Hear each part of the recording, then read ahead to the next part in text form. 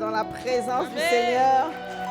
C'est notre 4e jour ensemble. Amen. Et Dieu est en train de faire.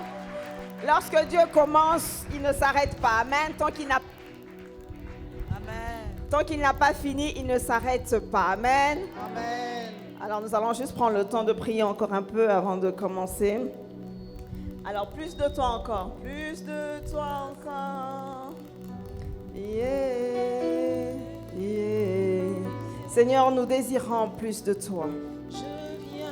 Nous voulons plus de toi encore ce soir, Seigneur.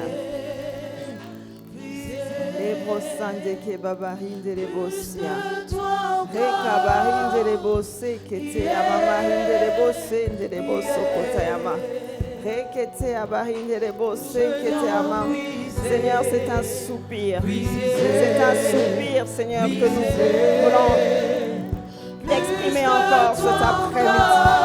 Nous exprimons le désir de notre cœur. Nous voulons plus de Dieu. Nous voulons plus de la manifestation de l'Esprit. Nous voulons plus de toi, toi qui es Dieu, toi qui es le Tout-Puissant, Seigneur. Nous voulons puiser ce soir. Plus de toi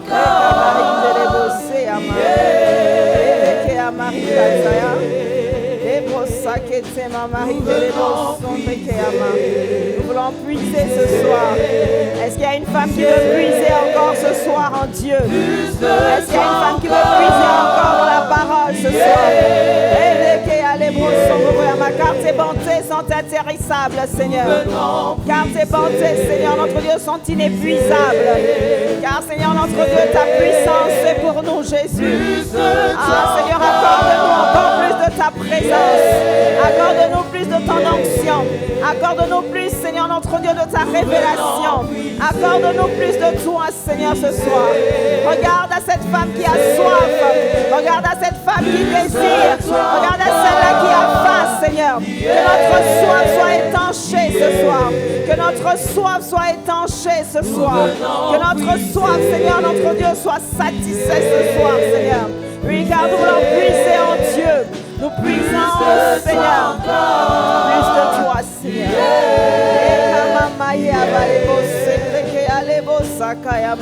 Venons puiser.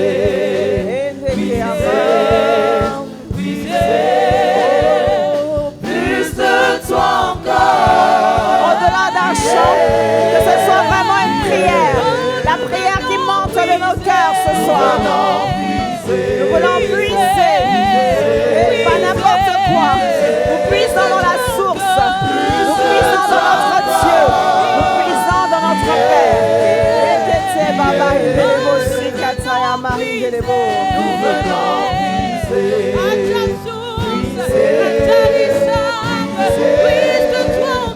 Plus de toi encore. Oh, nous venons puiser. Nous venons puiser. Plus de toi encore. Plus de toi encore.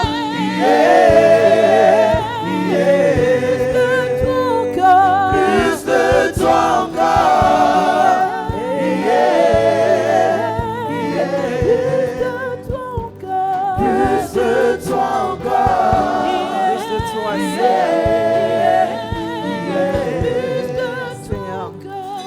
Nous demandons plus de toi.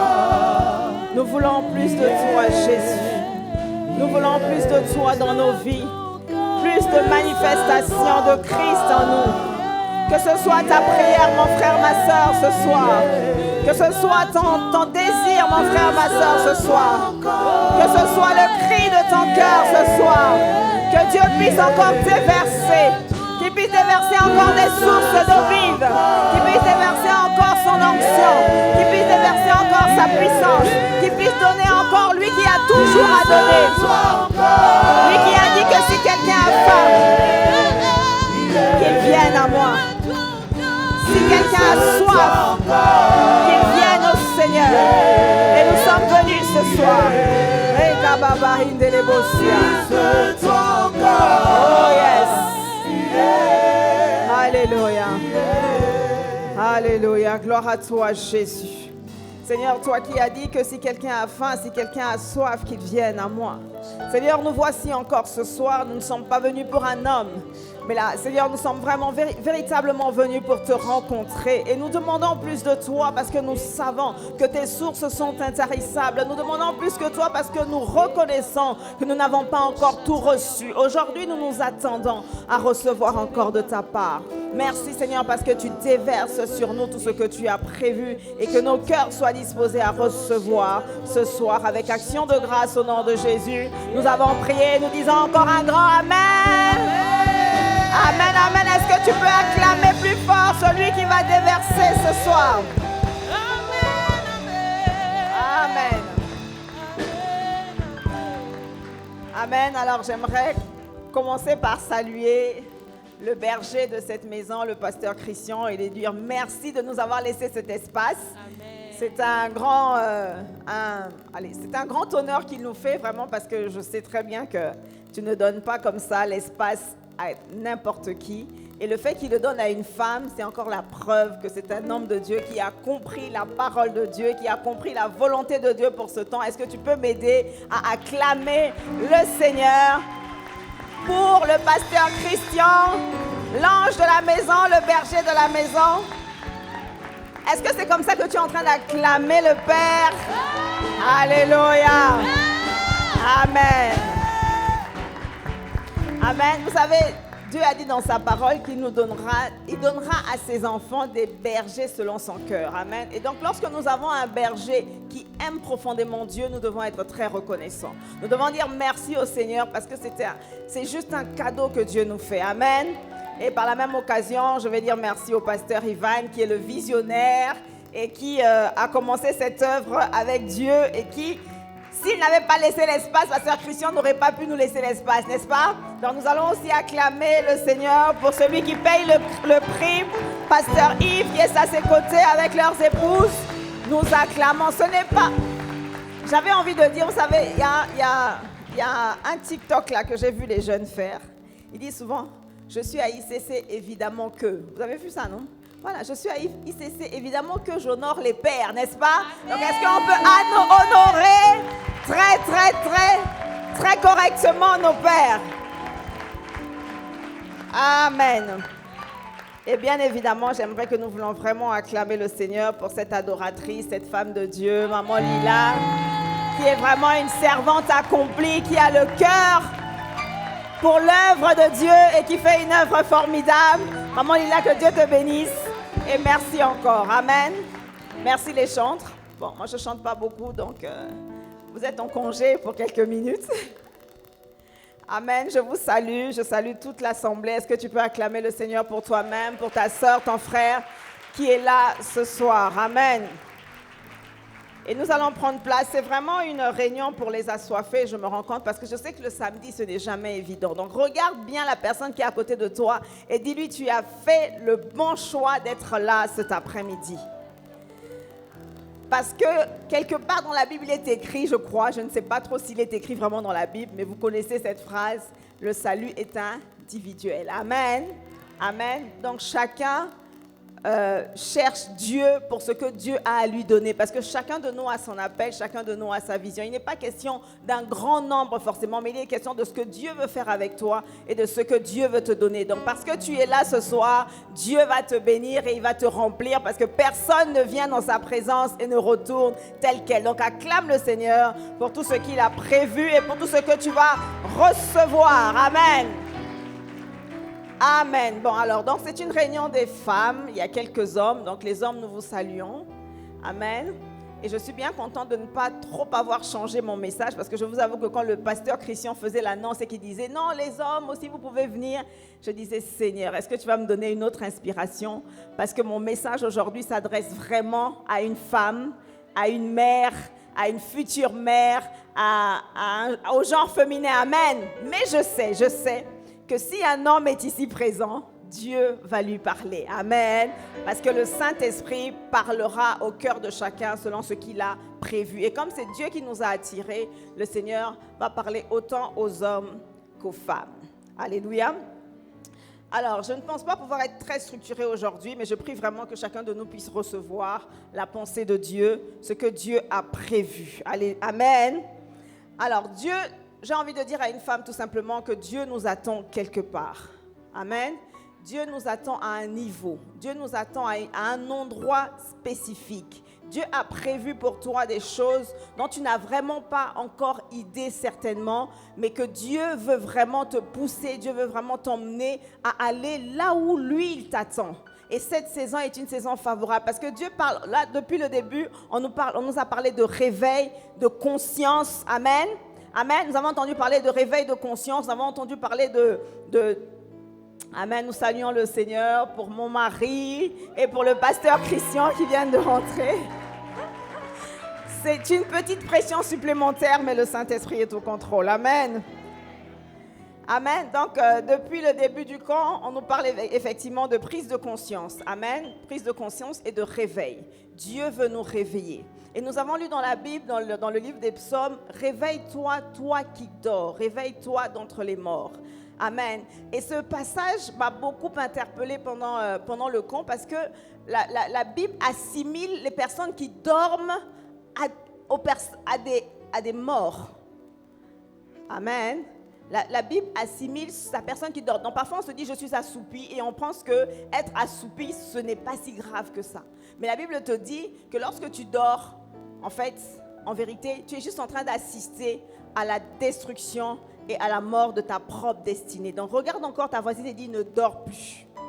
Réveille-toi, toi qui dormais, toi qui étais assoupi. Le réveil est venu pour nous parce que Dieu veut nous voir monter plus haut. Dieu veut nous voir aller augmenter en maturité. Dieu veut que nous puissions grandir. Amen. Dieu veut que nous puissions vraiment augmenter en capacité et que nous puissions recevoir, que le Saint-Esprit que nous avons reçu puisse vraiment nous emmener là où nous devons aller. Et nous avons un endroit où Dieu nous attend. Amen.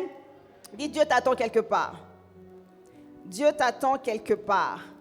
Sache, femme, que tu as une mission. C'est vrai, je sais, je suis bien consciente qu'en tant que femme, nous avons beaucoup de combats, nous avons beaucoup d'adversités, nous avons beaucoup de challenges. C'est comme une course que nous faisons avec beaucoup de haies, beaucoup d'obstacles à surmonter parce que le monde ne nous le rend pas la vie très facile. Amen. La société ne rend pas la vie facile aux femmes. La société ne rend pas... il n'y a qu'à voir autour de nous. Il faut tous les combats que les femmes ont dû mener pour arriver à avoir le droit de vote, à avoir le droit d'être autonome, avoir le droit d'avoir la parole en public. Et quand on rentre dans le domaine du ministère, c'est encore... pareil, avoir le droit de prêcher. À chaque fois, c'est un combat. Amen. Et même pour enfanter, les femmes enfantent dans la douleur. Amen. Enfanter des enfants physiques, des enfants spirituels, enfanter des projets. C'est souvent dans la douleur que on obtient les choses en tant que femme. Mais sache que Dieu n'est pas surpris. Alléluia. Dieu n'est pas surpris qu'il y ait autant d'adversité autour de ta personne. Dieu n'est pas surpris qu'il y ait autant d'adversité autour de ton ministère, autour de ton appel. Souviens-toi, dans Genèse 3,15, déjà, Dieu, lorsqu'il parlait au serpent, il a dit au serpent, « Je mettrai l'iniquité entre la femme et toi. » Amen. Entre sa descendance et ta descendance. Donc déjà depuis Genèse 3, il est question d'iniquité entre le diable et nous. C'est pour ça qu'il y a autant de combats autour de ta destinée. C'est pour ça qu'il y a autant de combats autour de ton accomplissement. Le diable sait que tu as le mandat pour écraser sa tête. Amen. Le diable sait que tu as le mandat pour l'écraser, pour l'anéantir, pour l'affaiblir. Alléluia. Pour le détruire carrément. Amen. Parce que la Bible dit que nous allons écraser la tête du serpent. C'est vrai que c'est un combat parce que lui ne va pas se laisser écraser la tête. Alléluia. Et souvent, il prend de l'avance pour nous empêcher de nous rendre compte de notre mandat, pour nous empêcher de nous rendre compte de notre identité en Christ, de la réelle puissance que nous possédons. Et nous croyons que nous sommes alors le sexe faible, nous croyons que nous sommes alors désavantagés par rapport au diable, mais ce n'est pas ce que la parole dit. Amen. Tu n'es pas désavantagé par rapport au diable parce que Dieu a prévu que tu puisses écraser la tête du serpent. C'est-à-dire que tu puisses avoir avantage sur lui, même si lui pourra toujours essayer ou peut-être arriver à te mordre le talon. Amen. Donc dis à la personne à côté de toi, tu as un mandat qui est très puissant. Femme, tu as un mandat qui est très puissant. Donc, ce n'est plus pour toi, ce n'est plus pour moi le moment de dormir. Nous ne devons plus dormir, nous ne devons plus nous mépriser. Nous ne devons plus être victimes parce que Dieu ne nous a pas créés pour être des victimes. Il a dit que nous sommes plus que vainqueurs. Amen. Et il nous a donné le pouvoir. Il a dit, dans les derniers temps, je répandrai de mon esprit sur toute chair. Vos fils et vos filles prophétiseront. Alléluia. Il nous a donné le pouvoir, il nous a donné le mandat. Il a dit qu'il déversera son esprit. Et nous avons reçu l'Esprit de Dieu. Qui ici n'a pas encore accepté Jésus? Est-ce qu'il y a quelqu'un qui n'a pas Jésus dans son cœur? Est-ce qu'il y a quelqu'un qui ne sait pas, qui n'a encore pas fait la prière pour dire, Seigneur, viens, je veux te suivre, je veux marcher selon ta volonté?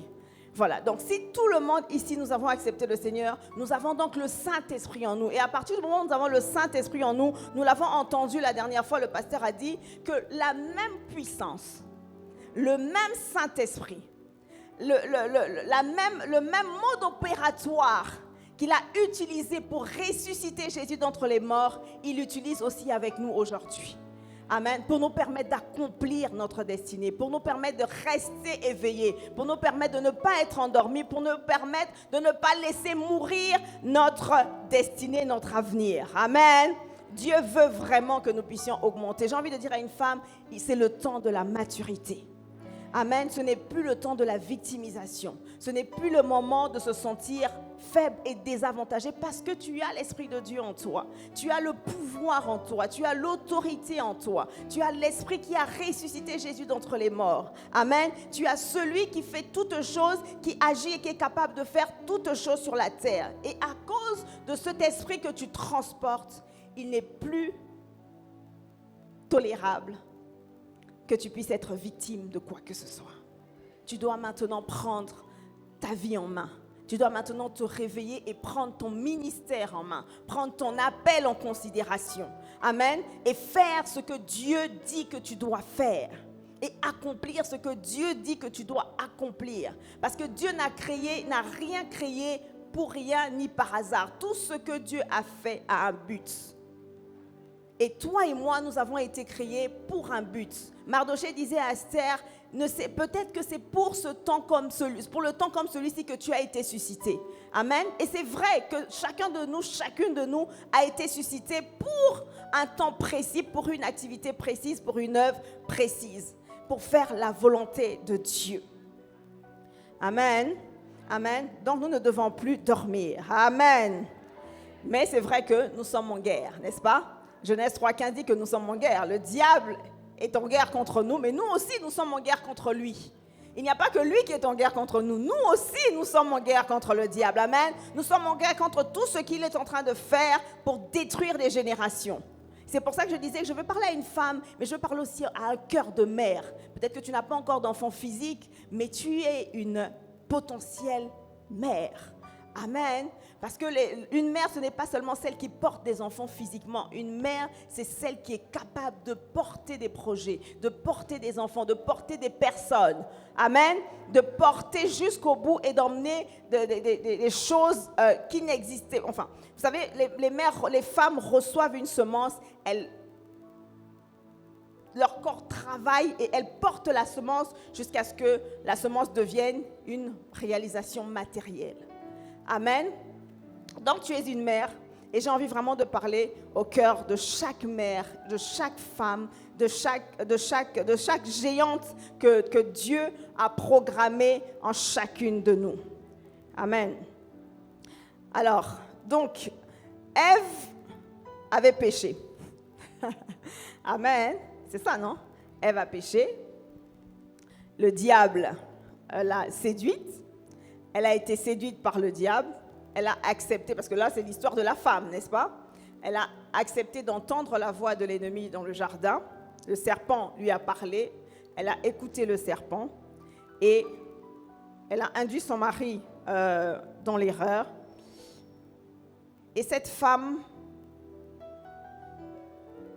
c'était pas Ève. Vous savez ça ou pas? Vous savez que c'était pas Ève? La femme qui a péché ne s'appelait pas Ève. Vous me regardez, on dirait que vous ne savez pas. Bon, petite parenthèse. La Bible dit Genèse 2, 4 à 7. Genèse 2, 4, 7. L'Éternel forma l'homme de la poussière de la terre. Amen. Amen. Nous sommes dans Genèse 2. On n'est pas dans Genèse 1. On ne va pas faire de la théologie. Nous sommes dans Genèse 2. Donc Genèse 2, à un moment donné, fait focus sur le 6e jour. Amen. Voilà. Donc le 6e jour, l'Éternel forma l'homme à la poussière de la terre. Ensuite, en Genèse 2, 18, la Bible dit, l'Éternel dit, il n'est pas bon que l'homme soit seul. Vous êtes d'accord avec moi? Je lui ferai une aide semblable. Est-ce que, lorsque vous lisez votre Bible, si vous avez votre Bible, ouvrez votre Bible, vous allez voir que dans Genèse 2, 18, lorsque Dieu dit, il n'est pas bon que l'homme soit seul, je vais lui faire une aide semblable, Dieu n'a pas formé tout de suite Ève. C'est vrai que nous avons tous été créés en Genèse 1, n'est-ce pas? Mais nous avons été formés dans Genèse 2. Donc nous sommes en Genèse 2. Et au verset 18, Dieu dit, il n'est pas bon. Et au verset 19, la Bible dit que Dieu commence à former de la poussière de la terre les animaux. Amen. Et donc ça veut dire quoi? Je voulais faire une parenthèse pour parler à une femme et un homme célibataire. Souvent, lorsqu'on entend cette parole, il n'est pas bon. Parfois, tu peux l'entendre dans ton cœur. Souvent, les personnes demandent comment est-ce que je sais que je suis dans la saison. Parfois, tu peux entendre dans ton cœur que tu es arrivé dans la saison où tu dois trouver la bonne personne, tu dois te marier, tu veux vraiment commencer à bâtir. Mais lorsque tu entends, il n'est pas bon que je sois seule, ne cours pas pour aller chercher un homme ou une femme à marier.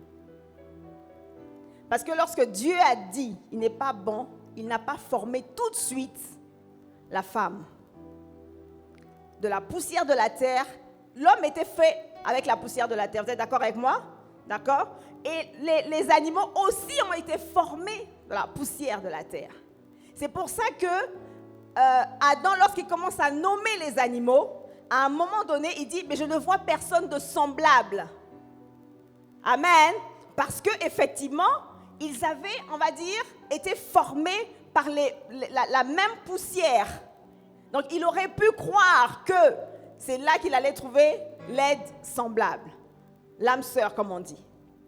Amen. Et donc, lorsque Dieu dit, femme, homme célibataire, lorsque Dieu dit, il n'est pas bon que tu sois seul, Dieu parle de relation d'abord, avant de parler de mariage. Dieu parle de rencontre. Dieu parle d'amitié. Dieu parle de connexion. Amen. Amen. Dieu veut que dans cette saison, dans cette période où tu sens que tu vas peut-être bientôt te marier, parce que ça peut prendre 1 an, ça peut prendre 5 ans, c'est Dieu qui est souverain. Amen. Mais tu peux déjà sentir que c'est pour pas longtemps, tu es dedans. Lorsque tu sens ce moment, ce besoin, et même peut-être même plus tôt, il faut que tu commences déjà à te préparer, à apprendre à vivre avec des personnes qui sont différentes de toi. Amen. Adam a vécu avec les animaux avant de rencontrer Ève. Il n'est pas allé coucher avec les animaux, hein? On ne parle pas de ça. Amen. Amen.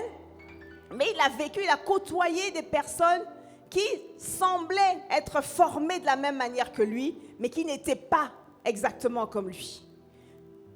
Et pour réussir dans ton mariage, il va falloir que tu aies appris à vivre avec des gens qui sont différents de toi. Parce que souvent, on a l'impression que l'âme sœur va nous ressembler, va nous ressembler, comment on dit ça? Comme 2 gouttes d'eau. Ce n'est pas vrai. Si tu as appris à vivre avec les guenons, les lions, les taureaux et toute espèce que tu connais, tu sauras, lorsque tu vas reconnaître la bonne personne, tu pourras faire un mariage une relation beaucoup plus aboutie, beaucoup plus construite. Parce que là, cette fois-ci, cette personne sera moins compliquée que le guenon à supporter, amen, et moins compliquée certainement que le lion à côtoyer. Alléluia.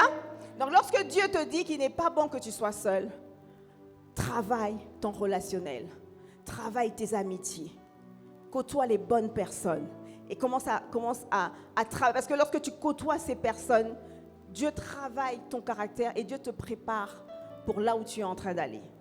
La qualité de ta préparation déterminera toujours la qualité de tes réalisations, ta réussite. Amen. C'est pour ça que lorsque tu sens qu'il n'est plus bon que tu sois seul, et même bien avant, je dis même bien avant, apprends à valoriser les connexions que Dieu met autour de toi. Femme, apprends à aimer les gens tels qu'ils sont.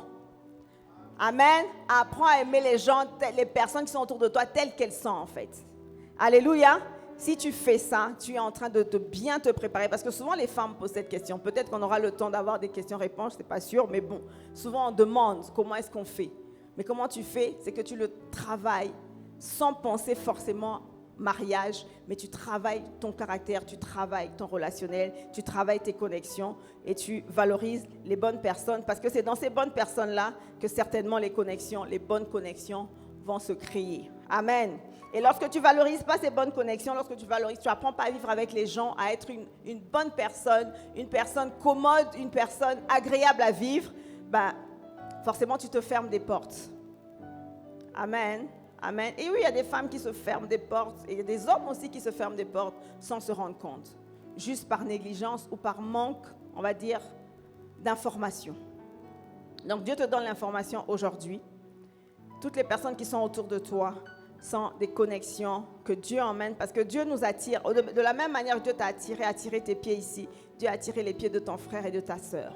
Amen. Donc cette personne que Dieu a attirée, avec le travail que Dieu a à faire avec elle, Dieu veut que tu puisses l'aimer, que tu puisses l'aider, que tu puisses l'accepter, que tu puisses la tolérer et que tu puisses, s'il le faut, la côtoyer. Amen. Mais surtout que tu puisses l'aimer et pas la juger. Parce que souvent dans les églises, le problème c'est qu'on est devenus des juges de tout.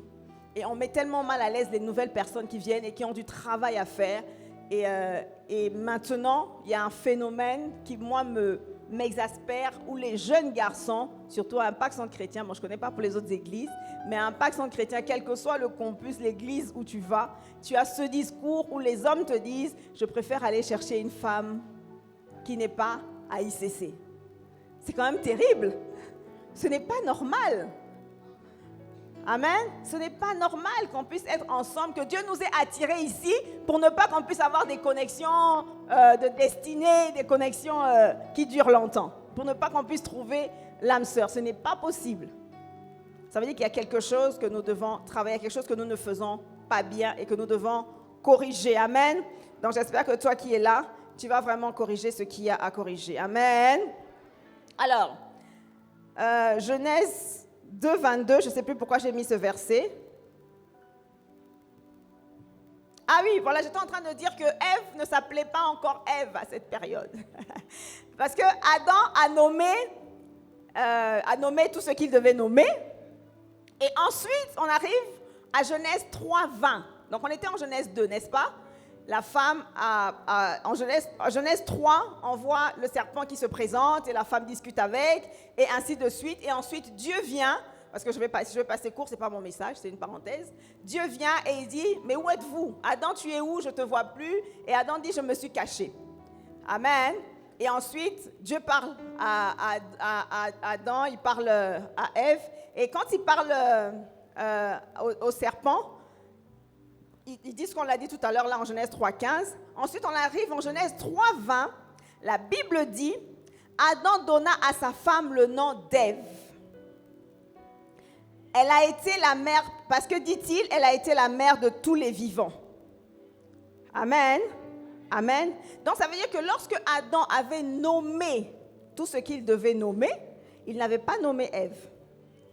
Amen. Lorsqu'il a vu Ève pour la première fois, il a dit, voici cette fois-ci l'os de mes os, la chair de ma chair. On l'appellera, il n'a pas dit on l'appellera Ève. Amen. On l'appellera femme parce que lui, c'était en fait je ne sais plus si c'est l'hébreu ou le grec, mais en tout cas, c'était Ish et Isha. C'est bien ça, hein, pasteur? Voilà, donc on l'appellera femme parce qu'elle est mon féminin. En fait, c'est moi en version féminine. N'est-ce pas? Voilà, donc c'était ça. On savait juste que cette personne-là, que Dieu avait créée, était la version féminine de l'homme.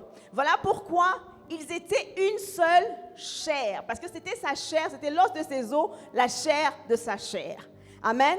Et Adam a été créé de la poussière. Comme je disais, les animaux, les plantes sont sorties de la poussière. Mais Ève n'a pas été directement tirée de la poussière. Ève a été tirée d'Adam. Vous savez ça, n'est-ce pas? Donc, c'était Ish et Isha.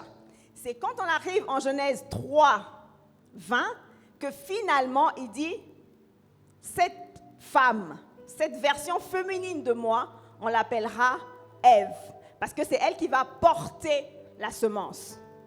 Amen. Amen. C'est pour ça que je dis que tu es une femme, même si tu n'as pas d'enfant, tu es celle qui va porter la semence. Amen. Et Dieu a besoin des femmes qui portent une semence. Amen. Et nous voyons ça encore. Dieu répète l'histoire un peu avec Jésus. Parce que Dieu est Dieu. Vous convenez avec moi que Jésus aurait pu venir sur la terre déjà comme Adam, n'est-ce pas? Mais Jésus n'est pas venu comme Adam parce que Dieu, lorsqu'il a fallu qu'il puisse faire le projet le plus grand qu'il avait, il est parti s'associer avec une femme. Lorsque Dieu a de grands projets pour la nation, pour ta famille, pour ta génération, Dieu s'associe avec toi, femme. Amen. Dieu s'associe avec toi. Il veut s'associer avec toi dans cette génération. C'est pour ça que nous devons être réveillés. C'est pour ça que nous devons être en éveil. C'est pour ça que nous ne pouvons pas demeurer parmi les victimes, parmi les morts, parmi les méprisés. Ce n'est pas notre destinée. Amen. Ta destinée, c'est d'être associé à Dieu pour les grands projets. Ta destinée, c'est d'être associé à Dieu pour les grandes réalisations. Ta destinée, c'est d'être associé à Dieu pour ce que Dieu a comme œuvre à accomplir dans ce pays, dans cette nation. Si c'est toi, est-ce que tu peux acclamer le Seigneur?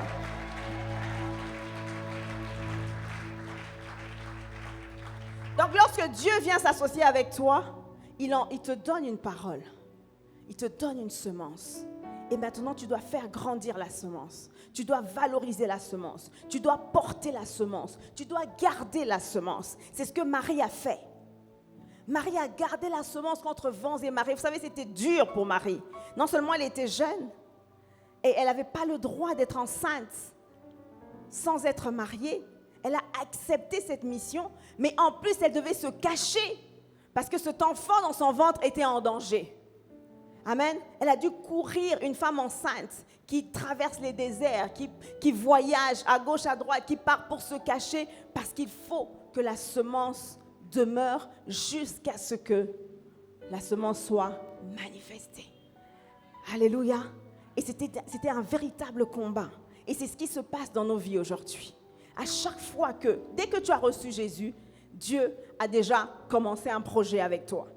Tu n'es peut-être pas au courant, mais Dieu a déjà commencé un projet avec toi. Il a dit, je te connaissais avant même que tu ne sois conçue dans le ventre de ta mère. Tu n'es pas femme parce que tes parents ont voulu que tu sois femme. Tu es femme parce que Dieu a voulu que tu sois femme. Tu sais, les parents peuvent décider de faire un enfant, mais les parents ne décident pas du sexe.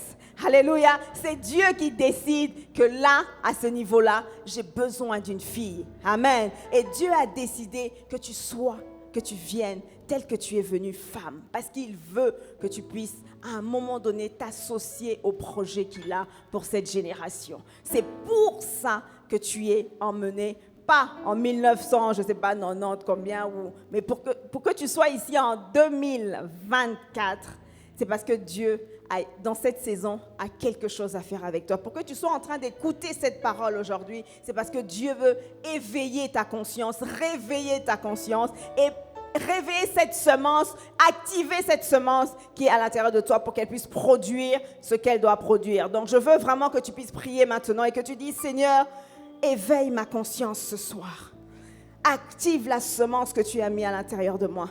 Si tu es d'accord, dis Seigneur, je suis d'accord de porter cette semence jusqu'à manifestation. Je suis d'accord de m'associer avec toi pour réaliser les projets que tu as pour cette génération. Je comprends aujourd'hui que le diable m'a acculé parce qu'il ne voulait pas que cet enfant naisse de moi. Parce qu'il ne voulait pas que ce projet s'accomplisse au travers de moi. Parce qu'il ne voulait pas que cette destinée voie le jour. Mais aujourd'hui, alors que je suis consciente maintenant, alors que ma conscience est totalement éveillée, je m'engage à porter la semence, à garder la semence jusqu'à ce qu'elle soit manifestée pour la gloire du nom de Jésus.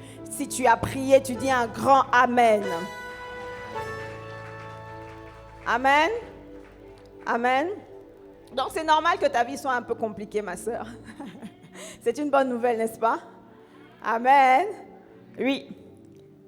Et Apocalypse 12 parle d'une femme. Je ne vais pas dans les débats théologiques. On reste dans la forme, n'est-ce pas? Apocalypse 12 parle d'une femme. Et il est écrit de cette femme, je ne l'ai pas noté ici.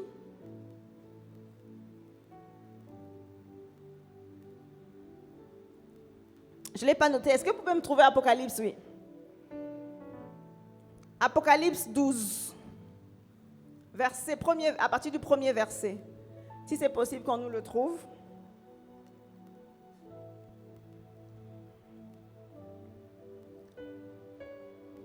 OK?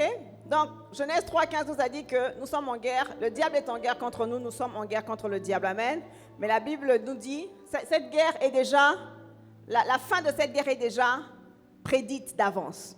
Nous savons que nous allons écraser la tête du serpent, n'est-ce pas? Amen. C'est une guerre dont nous avons déjà la victoire. Une guerre ouverte, mais dont l'issue est déjà écrite. OK.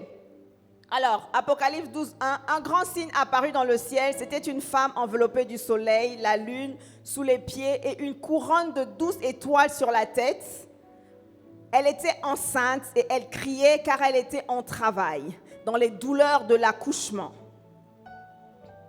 Un autre signe apparut dans le ciel. C'était un grand dragon rouge feu qui avait 7 têtes et 10 cornes et sur ses têtes 7 diadèmes. Sa queue entraîna le tiers des étoiles du ciel et les jeta sur la terre. Le dragon se plaça devant la femme qui allait accoucher, afin de dévorer son enfant dès qu'il serait né. C'est le rôle du diable. La Bible dit qu'il est venu pour égorger, pour détruire. Amen. Et là, vous voyez très bien que à partir du moment où tu as reçu la semence de Dieu, le diable vient comme le dragon se positionner pour empêcher la naissance de ton enfant. Pour empêcher pour empêcher ton épanouissement tout simplement. Amen. Pour empêcher la volonté de Dieu de s'accomplir au travers de toi. Pour empêcher Dieu de passer au travers de toi. Amen. Mais Dieu a dit, bon après vous pourrez lire l'histoire, cette femme va être enlevée, l'enfant va être protégé.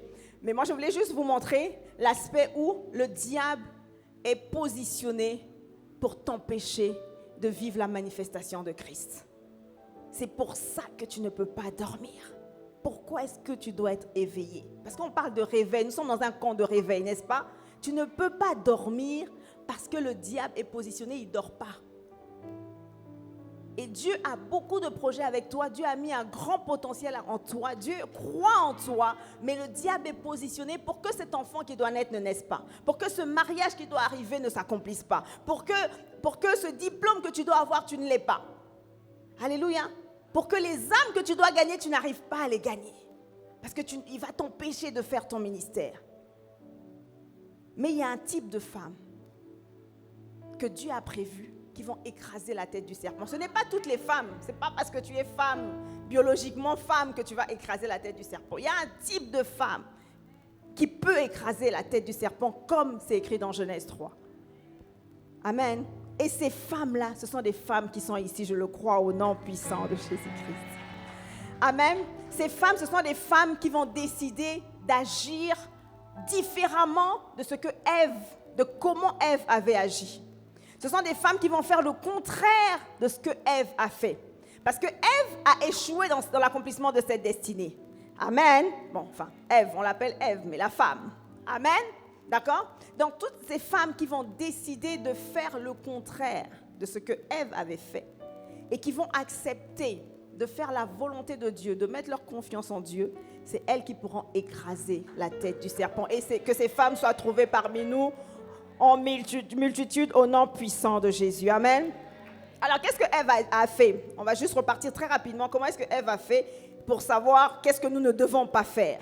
Les erreurs à éviter. Pour ne pas échouer, comme elle a échoué, cette guerre, parce que Dieu veut nous aider. Donc, il nous donne, moi j'ai relevé trois erreurs à éviter. La première erreur pour moi que Ève a faite, c'est qu'elle a accepté d'écouter la voix du serpent. Elle a accepté la conversation avec le diable. Elle a accepté de prêter son oreille à ce qui n'est pas sain. Elle a accepté de prêter son oreille à ce qui est corrompu. Amen. Et souvent les femmes, nous donnons trop notre oreille là où il ne faut pas. C'est une erreur à éviter. À partir d'aujourd'hui, prends l'engagement de ne plus laisser ton oreille traîner là où elle ne doit pas traîner. Amen. Parce que c'est une porte que tu laisses ouverte pour que le diable vienne te séduire. Si tu ne veux vraiment pas être séduit, si tu ne veux pas échouer comme Ève a échoué, ne laisse pas ton oreille là où tu sens que ça ne va pas. Tu prends tes 2 pieds, tu te lèves, tu es libre. Personne ne va t'attacher. Là où il y a des critiques, les murmures, les calomnies, tu te lèves et tu pars. Tu dois sanctifier tes oreilles. Amen. Ce que Ève n'a pas fait. Parce qu'elle a accepté la conversation. Parfois, on se sent tellement forte, on se sent tellement aguerrie, on se dit, mais non, ça va aller, je vais gérer. Mais ma sœur, tu n'es pas en train de te rendre compte que la semence du diable va produire quelque chose. Et le jour où tu te rendras compte, ce sera trop tard. Tu seras déjà trop loin de ta destinée, trop loin de ton but. Alléluia. Donc ça, c'était sa première erreur. La deuxième erreur, la seconde, c'est que elle a répondu au serpent. Amen. Donc, non seulement elle a donné son oreille, mais quand il a parlé, elle a répondu. Et quand elle a répondu, moi quand je suis allée lire la Bible, parce que moi j'aime bien lire dans les détails. Quand vous allez lire dans les détails, vous allez voir ce que vous n'avez pas vu et que j'ai vu. Alléluia. Lorsqu'elle a répondu au serpent, parce que le serpent a utilisé la ruse, ça nous le savons, il a détourné la question. Et est-ce que Dieu a vraiment dit que? Elle a répondu ceci, elle a dit, Dieu nous a dit que nous pouvons manger. Est-ce qu'on peut me retrouver ça aussi? Parce que vraiment, je n'ai pas noté tous les versets. Parce que j'avais Internet, mais là, je n'ai plus Internet, donc je ne peux pas regarder ma Bible en même temps. Mais elle a dit, Dieu nous a... Donc, quand il a dit, ouais. Non, reviens en arrière. Non, encore en arrière. Là, tu es au... Cependant... Voilà. Cependant, en ce qui concerne le fruit de l'arbre qui est au milieu du jardin, Dieu a dit, vous n'en mangerez pas et vous n'y toucherez pas, sinon vous mourrez. Elle a répondu, c'est Ève qui parle, hein? N'est-ce pas? Dieu a-t-il vraiment dit que vous n'avez pas le droit de manger? Et elle a dit, Dieu nous a permis de manger tout ce que nous pouvons, tout ce que nous voulons. Cependant, il a dit que en ce qui concerne le fruit de l'arbre qui est au milieu du jardin, je sais que les gens sont en train de chercher l'erreur. Moi, je l'ai déjà trouvé. En ce qui concerne le fruit de l'arbre qui est au milieu du jardin, Dieu a dit, repartez là où Dieu a dit, vous allez voir, vous n'en mangerez pas et vous n'y toucherez pas, sinon vous mourrez. En fait, ce n'est pas exactement ce que Dieu avait dit. C'est là qu'elle a perdu aussi le combat. Et c'est là que nous perdons le combat. Dieu a dit, vous n'en mangerez pas. Mais Dieu n'a pas dit, vous n'y toucherez pas. Dieu n'a pas parlé de toucher. Dieu a parlé de manger.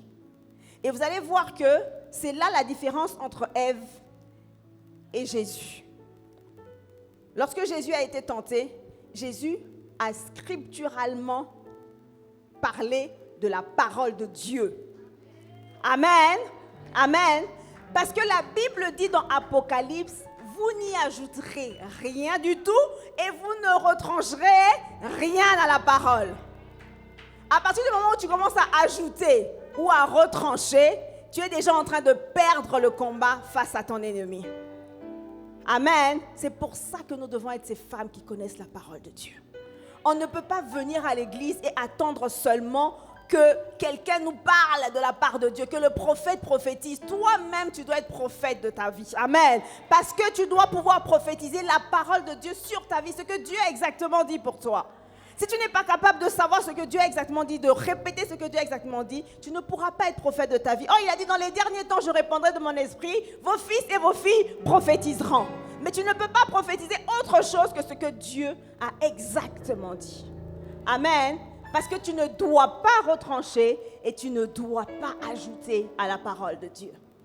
Amen. Et quand elle a fait ça, je suis sûre que le diable qui connaissait la parole a su qu'il avait un espace. Il avait un trou, il avait un cratère, il avait un endroit, on va dire une voie, un boulevard où il pouvait rentrer. Amen. Et il a continué. Alléluia. Donc faisons très attention. à ne pas répondre au diable. Et si tu réponds au diable, réponds la parole de Dieu. Amen. Et pour que tu répondes la parole de Dieu, il faut que tu sois une femme, un homme qui lit la parole de Dieu, qui étudie la parole de Dieu. Et moi, j'aime plus dire lire la parole de Dieu. Je l'avais entendu de pasteur Yves. Et c'est vrai que lorsqu'on envoie nos enfants à l'école, c'est vrai que souvent quand on envoie les enfants à l'école, on dit tu vas aller apprendre à lire et à écrire, n'est-ce pas? Mais en vérité, est-ce que apprendre à lire et à écrire, ça te donne un diplôme? En général, ceux qui vont loin dans les études ne font pas que lire et écrire. Ils étudient. Amen. Et étudier, ce n'est pas seulement lire. Étudier, c'est apprendre de façon répétée, de façon assidue, de façon approfondie. Amen. Et c'est ce que nous devons faire avec la parole de Dieu si nous voulons réussir face à cet ennemi qui se tient contre nos vies, contre notre destinée. Amen. Donc nous devons vraiment aller dans les Écritures et ne pas y rajouter, ne pas retrancher. La troisième erreur que Ève a fait, c'est qu'elle n'a pas eu confiance en Dieu. C'est vrai que ça, c'est moins évident quand même. Mais pourquoi est-ce que je dis qu'elle n'a pas eu confiance en Dieu? C'est que vous voyez, lorsque tu as confiance en quelqu'un, vous savez, souvent, moi, je ne sais pas pour vous, mais j'ai déjà été confrontée aux personnes qui viennent te dire « un tel a dit ça, un tel a fait ceci ». En tout cas, en ce qui concerne mon mari, je sais ce qu'il est capable de dire, je sais ce qu'il est capable de faire et je sais ce qu'il ne peut vraiment pas faire. C'est vrai que tu ne donnes pas ta tête à couper pour tout, mais il y a des choses, quand on te dit « un tel a fait », tu dis s'il l'a fait, c'est que j'ai envie de comprendre le contexte, parce que je ne peux pas prendre juste ce que tu viens voilà, il y a un contexte en fait, n'est-ce pas? Ça c'est quand tu connais la personne, tu as appris à connaître la personne et tu sais ce dont la personne, et tu le connais, tu le sais si avec tes enfants. Moi j'ai déjà été en réunion de parents d'élèves et le prof te décrit un enfant, tu te dis, c'est vrai qu'il y a des enfants qui sont différents à la maison, différents, mais quand tu es une maman qui est très regardante, comme moi je suis regardante, tu ne peux pas me dire ce que mon enfant n'est pas et puis je vais être surprise, c'est pas possible. Alléluia. Je sais ce que chaque enfant est capable de faire. Quand on me dit un tel a fait ci, je dis oui. Amen. Même si je ne l'ai jamais vu faire, je sais qu'il est capable de le faire. Amen. Et il y a aussi d'autres situations. Tu me dis un tel a fait ci, je dis lui. C'est pas possible. C'est pas lui. Et je sais que je ne me trompe pas. Ce n'est pas juste parce que je suis fan ou parce que c'est mon enfant. Non, parce que j'observe mes enfants et que je sais qui est capable de quoi, qui peut faire quoi. Amen. Et c'est souvent comme ça dans les relations. Et Ève était venue trouver Adam en relation avec le Seigneur. Amen. Et elle a reçu d'Adam certaines instructions que Dieu avait données à Adam. N'est-ce pas? C'est ce qu'on comprend de la parole. Mais n'empêche que lorsque le diable lui a dit, en fait, ce n'est pas vrai. Alléluia. Parce que c'est ça ce que le diable a dit à Ève. Hein? Il a dit, en fait, ce n'est pas totalement vrai ce que Dieu a dit. En fait, vous n'allez pas mourir. Est-ce que tu comprends un peu? Et Ève, mes sœurs, c'est vrai qu'aujourd'hui, on connaît Dieu peut-être différemment, j'en sais rien. Mais est-ce que c'est possible que le Dieu que nous connaissons puisse dire quelque chose qui ne soit pas totalement vrai? Est-ce que c'est imaginable? Est-ce que tu peux le concevoir? Mais Ève l'a conçu. Amen. Elle l'a conçu parce qu'elle ne connaissait pas Dieu. Amen. Parce qu'elle n'avait pas approfondi cette relation. Elle a vécu sa relation avec Dieu, certainement au travers de la relation que Adam avait. Mais la Bible dit, c'est pour ça que lorsque Dieu se présente, il dit, je suis le Dieu d'Abraham, d'Isaac et de Jacob. C'est vrai que Isaac connaît Dieu parce qu'Abraham lui a présenté Dieu en tant que son père, n'est-ce pas? Mais à un moment donné, Isaac a sa propre relation avec Dieu. C'est pour ça qu'il peut dire, je suis le Dieu de son père, mais je suis aussi son Dieu. Amen. Donc, on aurait dû être arrivé dans la relation entre Ève et Dieu, à un niveau où Dieu est le Dieu d'Adam, mais il est aussi le Dieu d'Ève. Amen. Je suis en train de te dire que dans ta relation avec Dieu, peu importe qui t'a présenté Dieu, peu importe qui t'a parlé de la part de Dieu, peu importe qui t'a emmené au Seigneur, peu importe qui te nourrit, tu dois arriver à un niveau où c'est le Dieu de ton prophète, le Dieu de ton pasteur, le Dieu de ton père, le Dieu de ta mère, mais c'est aussi ton Dieu. Amen. Amen. Et si tu n'arrives pas à ce niveau-là, où ce Dieu-là, toi-même tu as un témoignage personnel avec Dieu, toi-même tu as une expérience, un vécu avec Dieu, tu vas tomber dans le piège du diable. Parce que le diable rôde et il attend toujours un moment favorable. Et ce moment favorable, lorsqu'il arrive, il faut que ta foi en Dieu soit ancrée. Il faut que ta confiance en Dieu soit construite. Et cette confiance en Dieu se construit dans la méditation, l'étude de la parole et dans les expériences que Dieu t'emmène à vivre. Amen. Et toute chose concourant au bien de ceux qui aiment Dieu, tu ne dois pas te plaindre des expériences par lesquelles tu passes. Parce que ces expériences sont des choses que Dieu laisse faire parce qu'il sait que cette expérience de maladie, cette expérience de galère, cette expérience de chômage, cette expérience de célibat, de stérilité, va être une expérience que Dieu va utiliser pour que ta relation avec lui se fasse de plus en plus intense et de plus en plus intime. Amen. Donc, lorsque tu passes, moi je sais que je suis passée par des moments de forte douleur dans la maladie, mais je vous avoue que ça a construit ma foi. Je suis sortie de cette maladie pas comme j'étais avant en fait. Parce que là, quand tu es à côté de la mort et que tu sais que là, il n'y a que Dieu qui peut faire, tu regardes Dieu différemment et tu vois la vie différemment aussi. Amen. Donc, bénis le Seigneur pour les expériences difficiles qui arrivent dans ta vie, pour les choses qui durent à arriver dans ta vie, pour les choses que tu obtiens avec peine, parce que ça construit ta foi et ça doit te rapprocher de Dieu et non pas t'en éloigner. Amen. Amen. Donc, Ève n'a pas fait assez confiance à Dieu. Elle a cru que ce que Dieu pouvait dire n'était pas totalement vrai. Et elle a mangé ce fruit, que ce ne soit pas notre partage. Nous étions dans les erreurs à éviter. Amen. Alors, nous passons. Je vous avais dit que je ne serais pas très structurée parce que c'est plein d'idées que j'ai mis ensemble. Mais le point ici, c'est nous devons vraiment sérieusement travailler à connaître Dieu. Amen. Nous devons sérieusement travailler à avoir une relation, notre relation avec Dieu. Et ça ne se passe pas devant les caméras, ça ne se passe pas sur TikTok, ça ne se passe pas sur les statuts WhatsApp, ça ne se passe pas dans l'assemblée, ça se passe seul à seul avec Dieu. Quels sont les moments que tu prends seul à seul avec Dieu? Est-ce que tu chéris les moments que tu dois avoir seul à seul avec Dieu? Dans ton agenda, dans ton calendrier, dans tes planifications. Lorsque tu planifies ton année, tu planifies ta semaine, quelles sont les planifications que tu fais, des temps que tu consacres, pas le dimanche à l'église, mais le temps que tu consacres, c'est toi qui me demanderais de l'eau. Et moi, j'ai envie de nous dire, si nous connaissions Dieu, nous ne nous laisserons pas marcher, mépriser, marcher dessus, mépriser, dévaloriser. Il faut que nous puissions passer le stade où c'est la parole des gens qui te donne de la valeur.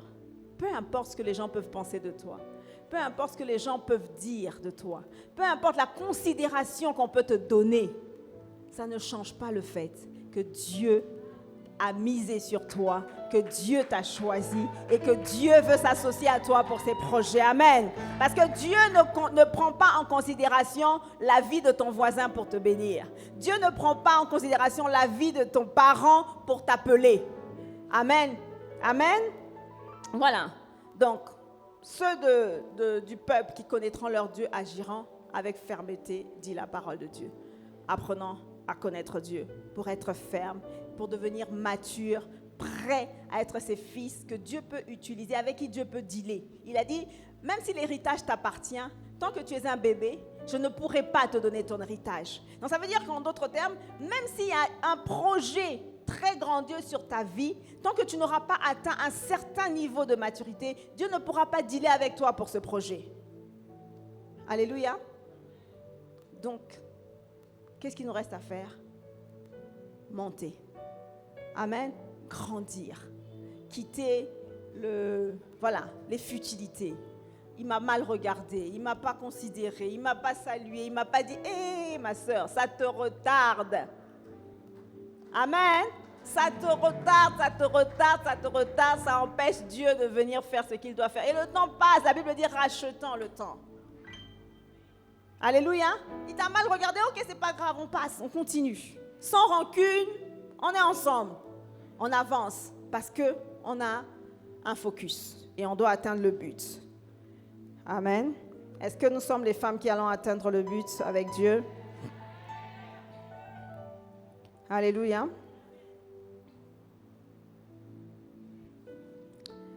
Alors, j'aimerais qu'on parle de ce que tu dois... En fait, connaître Dieu, il y a beaucoup d'aspects pour connaître Dieu. Hein. Dieu est multi-casquette, multi-fonction, tout ce que tu veux dans ta vie. Amen.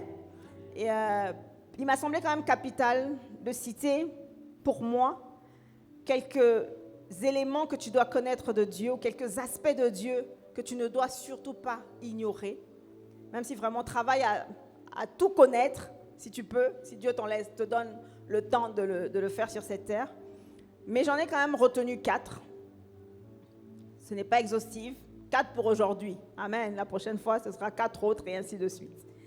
Pour aujourd'hui, les aspects de Dieu que tu dois vraiment connaître, que tu ne dois pas ignorer, que Ève a ignoré et s'est laissée séduire par Satan, que nous ne devons pas ignorer pour ne pas tomber dans le même piège. Amen. Parce que ces choses ont été écrites pour notre édification, n'est-ce pas? Voilà. Donc le premier aspect de Dieu que tu dois connaître, que tu dois travailler, que tu dois chercher à comprendre, pas seulement à savoir, pas seulement à entendre parler, mais à expérimenter vraiment. Quand je parle de connaissance, je parle vraiment de la connaissance, l'expérimentation sur l'expérience, la connaissance. Amen. Donc les 4 aspects que j'ai retenus pour ce soir, c'est que le premier aspect, Dieu est amour. Amen. Si Ève avait considéré que Dieu est amour, elle allait dire, même s'il a dit que si on mange ça, on va mourir, même si c'est vrai, elle a supposé que Dieu ne veuille pas de notre bien. Il ne veuille pas qu'on ait les yeux ouverts, qu'on sache ce qu'on doit savoir, que Dieu veuille nous cacher les choses. Je sais que ce Dieu est amour. S'il a décidé qu'il y a des choses que je ne dois pas savoir, alors je ne les saurai pas. Amen. Parce que je sais que son amour est tellement grand, il m'aime même plus que moi-même je ne peux m'aimer. Donc forcément, ce qu'il a décidé pour moi est bon pour moi et je prends ça comme tel. Donc cher camarade, retourne d'où tu viens. Toi et moi, ça s'arrête là. La collaboration s'arrête là. Vous voyez un peu ce que je veux dire? Donc nous devons comprendre que Dieu est amour. Tu dois savoir que Dieu t'aime. La Bible dit que Dieu a tellement aimé le monde, il t'a aimé avec tes défauts. C'est la seule personne au monde qui connaît le tréfonds de ton cœur, mais qui malgré ça ne te condamne pas, ne te juge pas et t'aime toujours. Amen. C'est la seule personne qui sait combien tu es une mauvaise personne, combien tu n'es pas digne, mais qui est capable de sacrifier sa vie pour toi. Avec tes défauts et avec tout ce que tu es. C'est la seule personne qui te connaît véritablement, qui connaît ton cœur, mais qui quand même continue de rester avec toi. Vous savez, souvent les amis, on a des meilleurs amis, mais lorsque le meilleur ami ou la meilleure amie découvre une facette de toi qu'elle ne savait pas, elle dit « Ah, je ne savais pas que tu étais comme ça, je me retire. Ah, tu m'as trahi, je me retire. » N'est-ce pas? Mais Dieu, malgré toutes les trahisons, amen, malgré toutes les trahisons, malgré toutes les méchancetés qu'on peut lui faire, il reste quand même à côté de nous. Nous tendons la main et continuons à nous aimer et à croire en nous. Amen.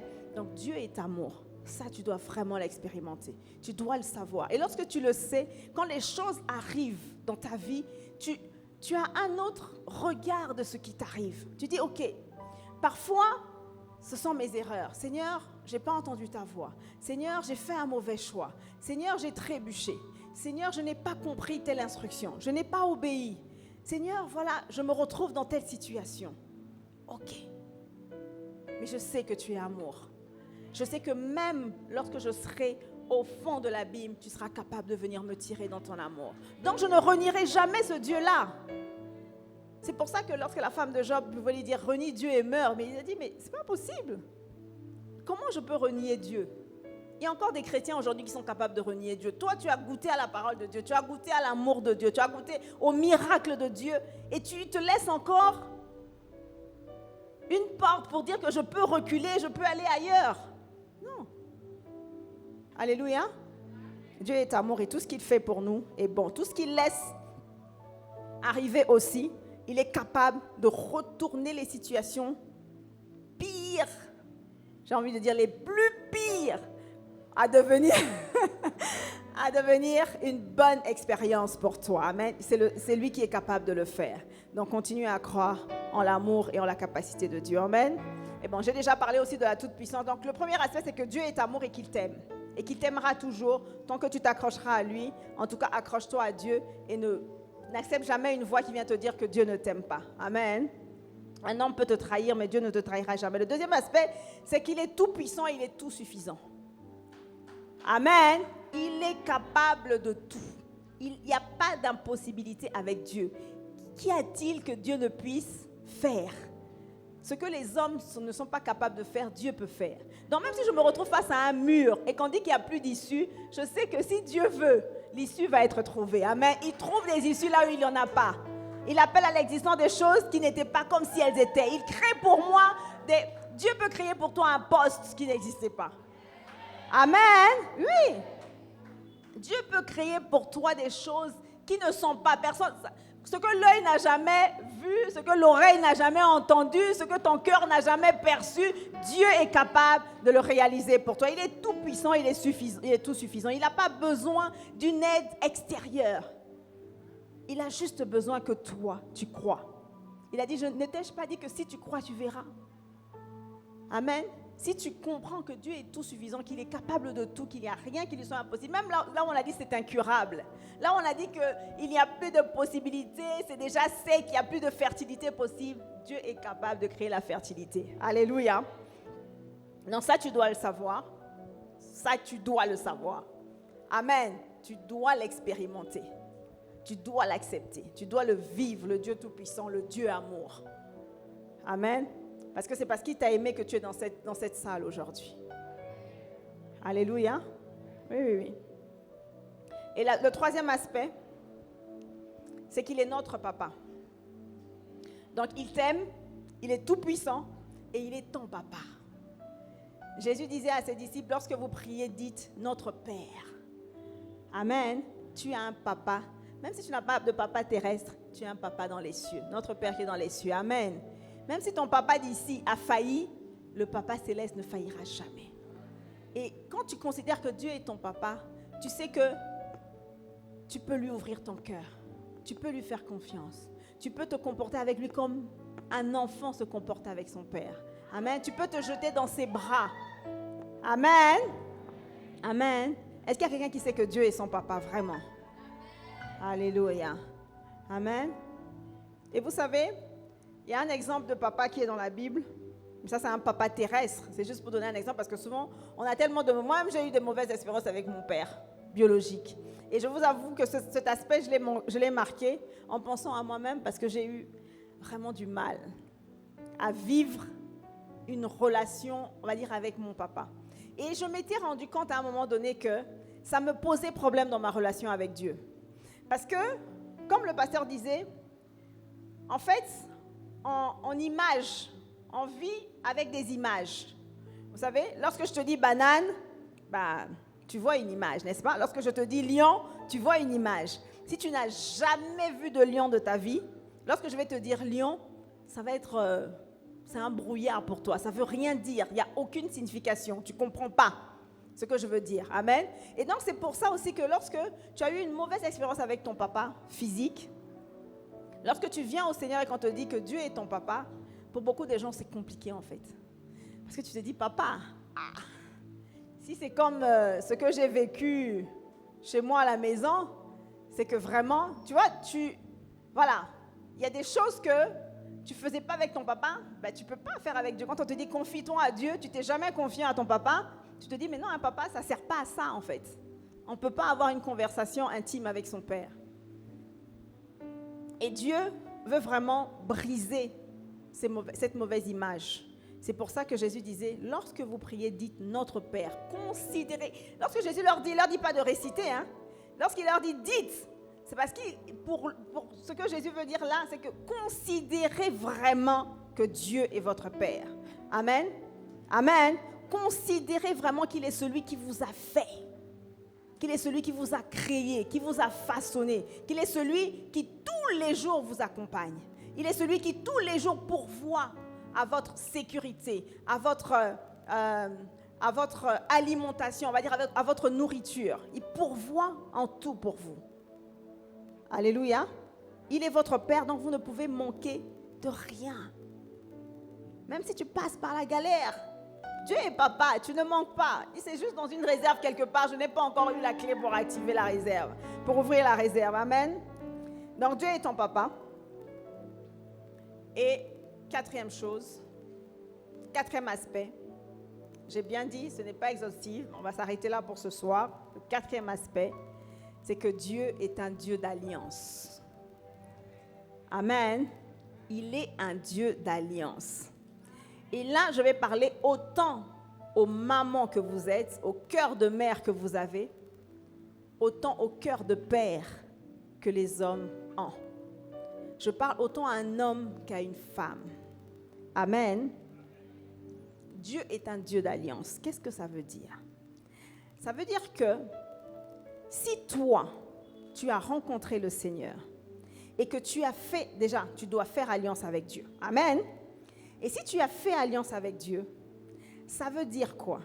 Ça veut dire que tu dois donner l'héritage de Dieu à tes enfants. Amen.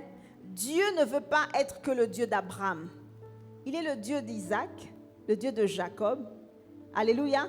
Et l'alliance qu'il a faite avec Isaac, il l'a emmené dans l'Ancien Testament, il l'a emmené jusque dans le Nouveau Testament avec Jésus.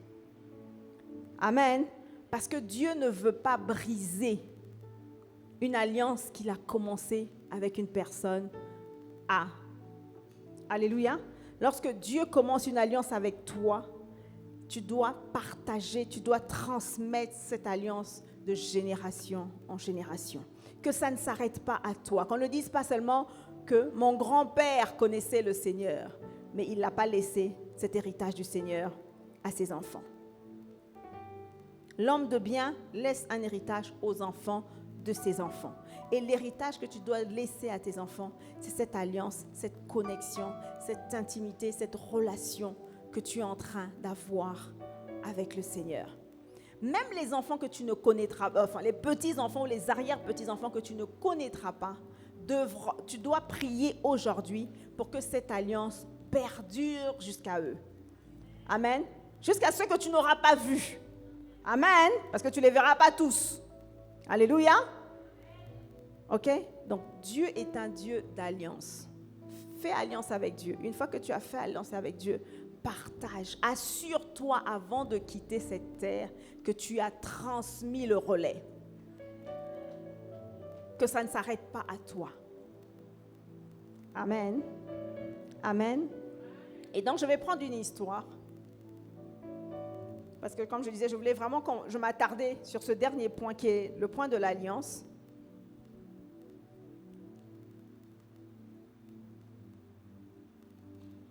Nous allons lire 2 Rois 4, l'histoire d'une femme que nous connaissons. Il y a plusieurs femmes qui ont expérimenté, plusieurs hommes, on parle des hommes Abraham, Isaac et Jacob, mais Agar a expérimenté aussi le Dieu de l'Alliance, vous savez ça, hein?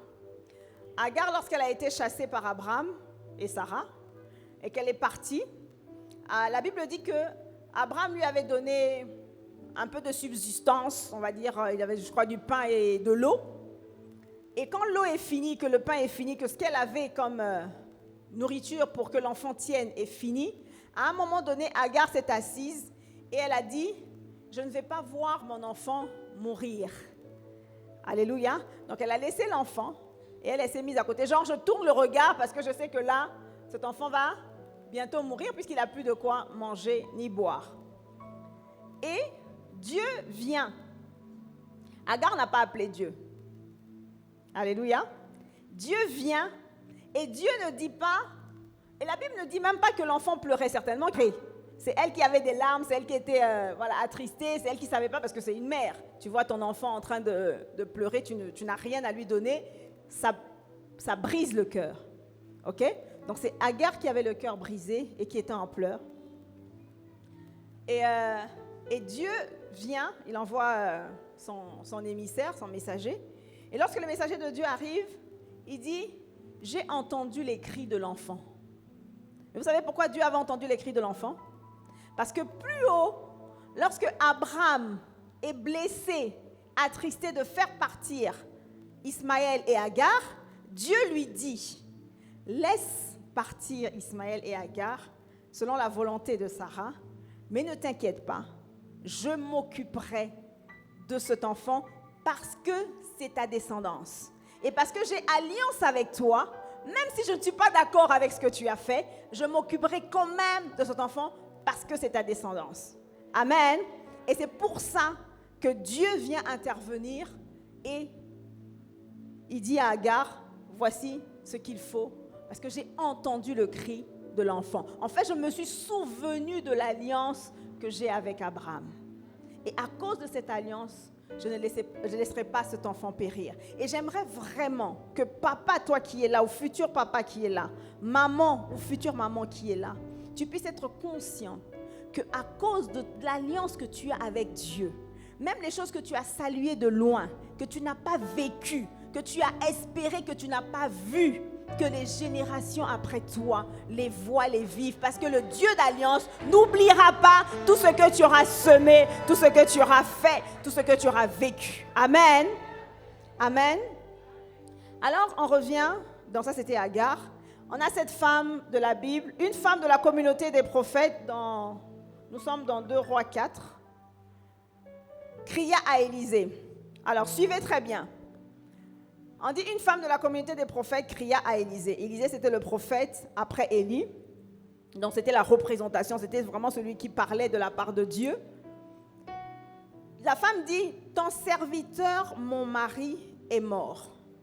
Amen. Donc, on note que cette femme était mariée à un serviteur de Dieu. N'est-ce pas? Elle dit, ton serviteur, mon mari, est mort et tu sais qu'il craignait l'Éternel. Amen. Donc, cet homme qui craignait l'Éternel, moi j'ai envie de dire, avait une alliance avec Dieu. N'est-ce pas? Or, le créancier est venu pour prendre mes 2 enfants et faire d'eux des esclaves. Amen. Amen. Élisée lui dit, que puis-je faire pour toi? Dis-moi, qu'as-tu chez toi? Elle répondit, ta servante, moi que tu vois ici, n'a rien du tout chez elle. J'aime bien la précision. Elle a dit, je n'ai rien du tout chez moi. Après, elle rajoute, donc c'est comme si elle se ravise. Et elle dit, mis à part un pot d'huile, mais en fait, en réalité, un pot d'huile, que veux-tu que je fasse avec?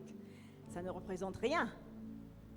C'est exactement ce que la femme nous dit.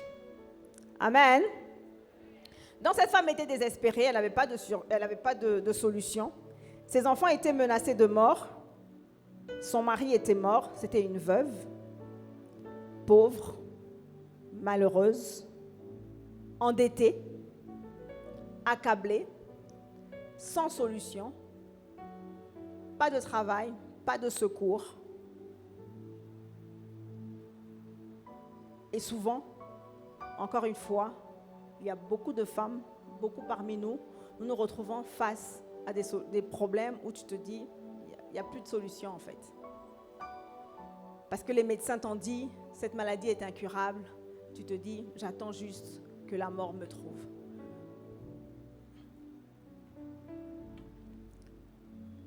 Moi, j'ai remarqué ici que Élisée n'a pas fait de prière.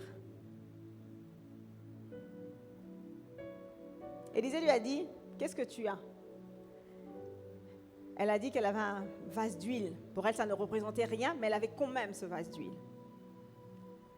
Et parfois, et très souvent, beaucoup d'entre nous, lorsque Dieu nous trouve, ou lorsque le monde nous questionne, lorsque la vie nous questionne, nous nous présentons comme des personnes qui n'ont rien. Donc Dieu s'est trompé. À toi, il a donné aucune capacité, aucun potentiel, aucun grain à semer. Ce n'est pas possible. Est-ce que tu peux valoriser ce qu'il t'a donné? Est-ce que tu peux augmenter ce qu'il t'a donné? Est-ce que tu peux semer, planter et laisser fleurir ce qu'il t'a donné? Parce que Dieu t'a forcément donné quelque chose. Donc cette femme qui pensait qu'elle n'avait rien, comme beaucoup d'entre nous, avait ce vase d'huile. Et qu'est-ce qui lui manquait? D'après ma compréhension d'aujourd'hui, il lui manquait la connaissance. Amen. Il lui manquait, parce que une instruction, c'est ce que Élisée lui apporte. Amen. Elle vient et dit, je n'ai rien, je suis dans des problèmes, je suis veuve, je suis dépourvue de tout. Je n'ai rien. Élisée lui dit, comme tu as ce vase d'huile qui ne représente rien pour toi, va en chercher, va en emprunter chez les voisins. Amen. Elle ne savait certainement pas qu'elle pouvait augmenter la capacité qu'elle avait. Elle ne savait pas qu'elle pouvait augmenter la quantité d'huile qu'elle avait. Elle ne savait pas quoi faire, comment faire pour l'augmenter. Parce que déjà, pour savoir comment faire pour l'augmenter, il faut déjà valoriser les petites choses que tu as. Amen. Si tu ne valorises pas la petite chose que tu as, tu ne pourras pas l'augmenter. Si tu ne valorises pas la petite capacité que tu as, le fait que tu saches cuisiner, le fait que tu saches parler, le fait que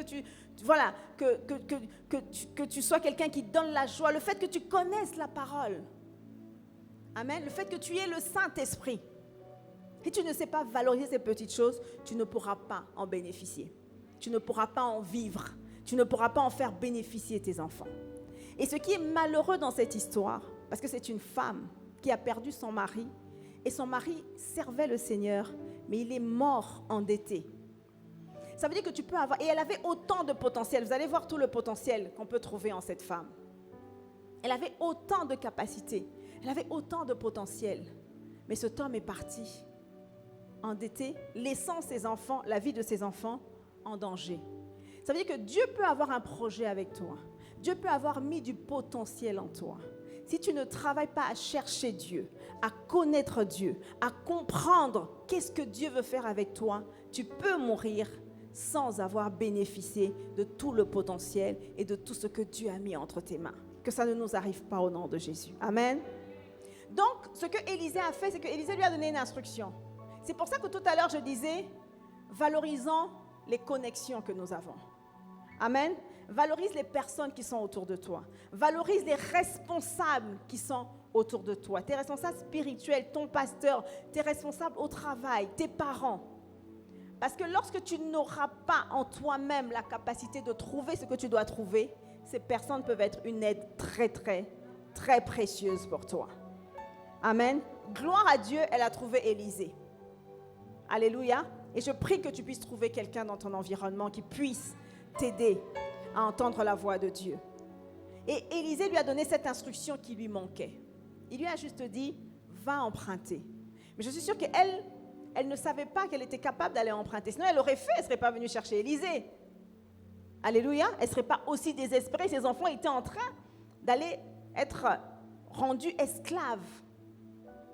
Mais là où je l'acclame, et là où je veux vraiment nous emmener, c'est que nous puissions être ces femmes qui n'acceptent pas de voir mourir la semence que Dieu a mis en nous.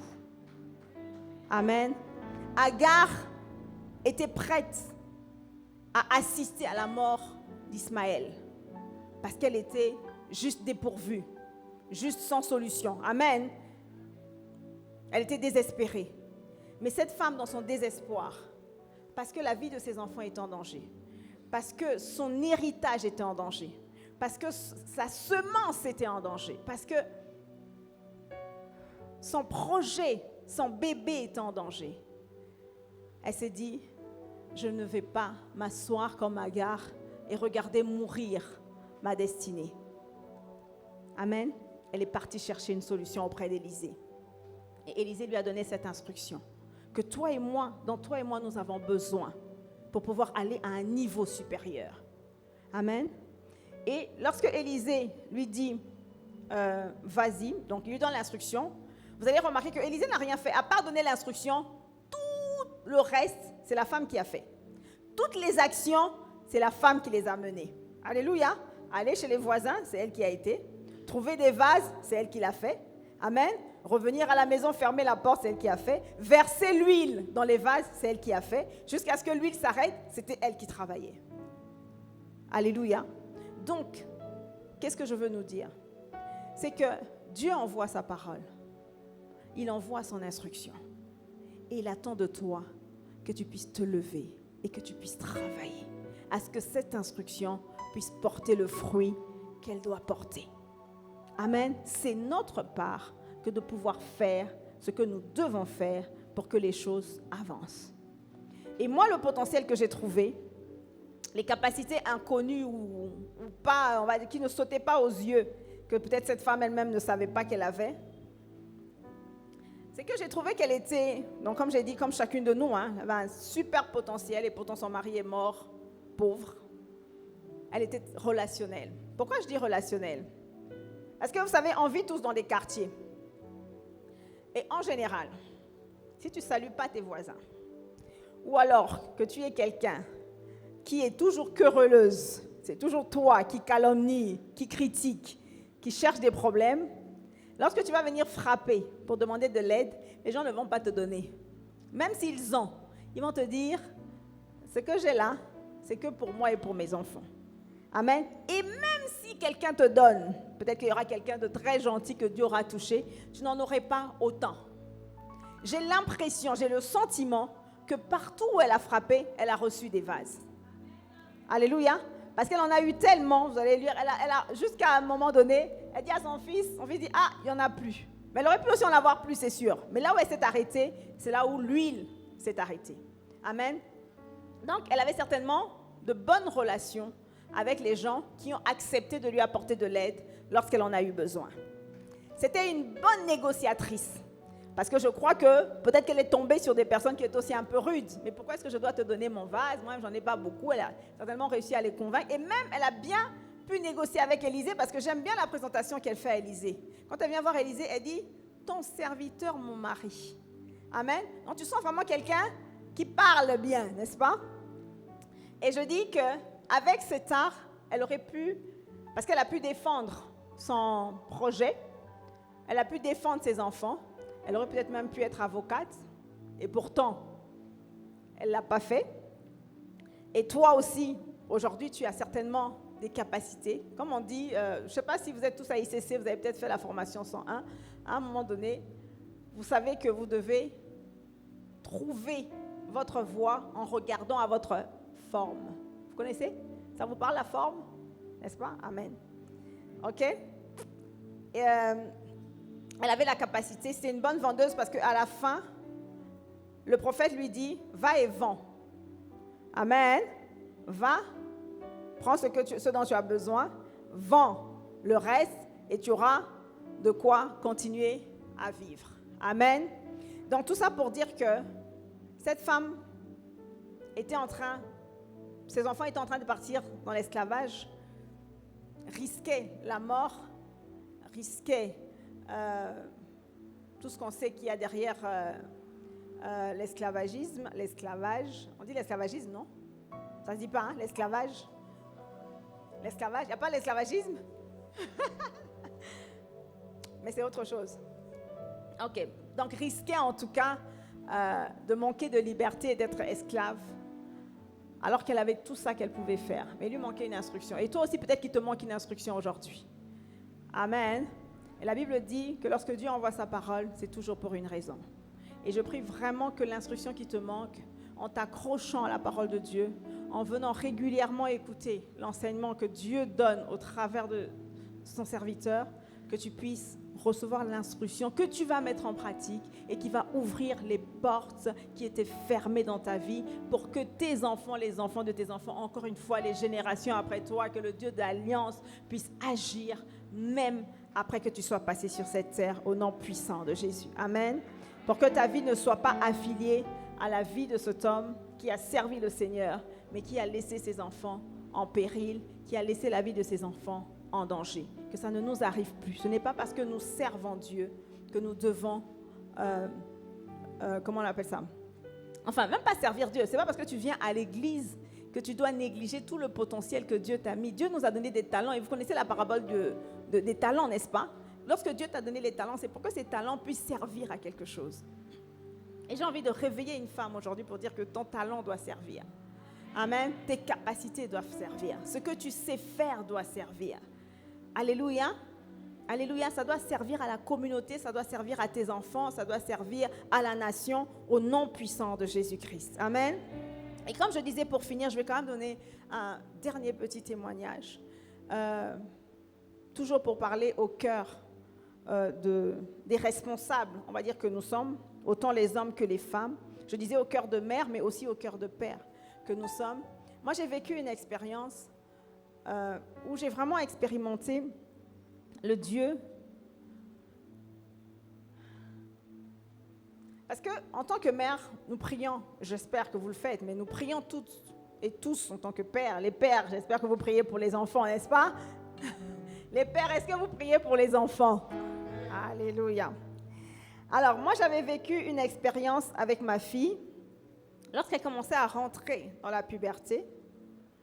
Ce qu'on appelle l'âge de la puberté, on dit que c'est compliqué et tout ça. Personnellement, je n'ai pas vécu une puberté compliquée. Donc, je m'étais toujours dit que ce n'est pas une fatalité. On n'est pas obligé de passer par là, n'est-ce pas? Quand ma fille a commencé à arriver à cet âge-là, je crois 13 ans, je sentais que la communication était devenue très compliquée. Bon, après, moi, j'ai mes méthodes à l'ancienne. Ça ne passait pas trop. Et je sais que mon mari me le reprochait.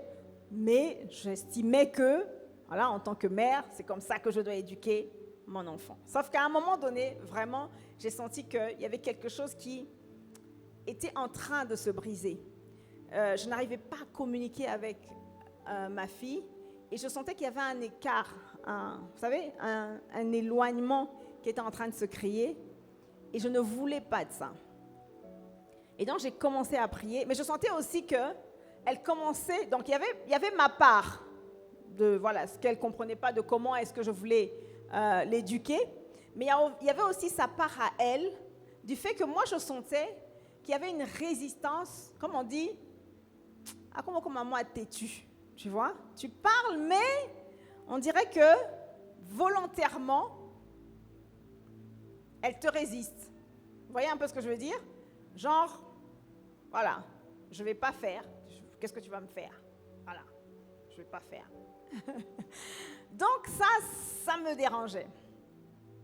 Et donc avec les méthodes à la dure, j'ai essayé, je sentais que ça ne passait pas et je commençais à soupirer à Dieu. Heureusement qu'on a Dieu, hein?